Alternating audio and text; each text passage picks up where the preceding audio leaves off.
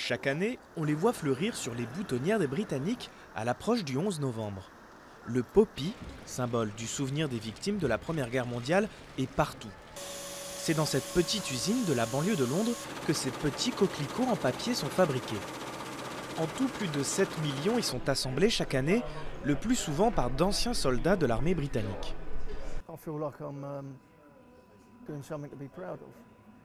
J'ai vraiment le sentiment de faire quelque chose dont je peux être fier.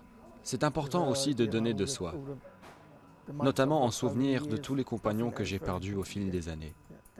Je pense que c'est très important parce que nous préservons leur mémoire.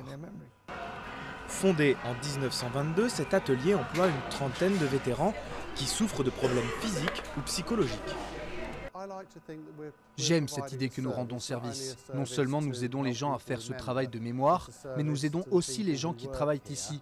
Nous leur donnons une opportunité de travail qu'ils n'auraient pas forcément eu ailleurs, dans l'espoir ensuite de les voir avancer dans leur vie et faire autre chose.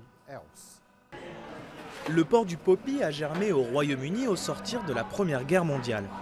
Si cette tradition a ensuite diminué au fil des décennies, elle connaît un second souffle depuis les interventions militaires en Afghanistan et en Irak. C'est tellement dans l'ADN de ce pays et dans son histoire que je ne pense pas que cette tradition disparaîtra un jour. Je pense qu'on en verra encore dans un siècle, même si on ne sera plus là pour le voir. C'est une image tellement forte et symbolique pour les gens que je pense qu'ils seront encore là dans un siècle.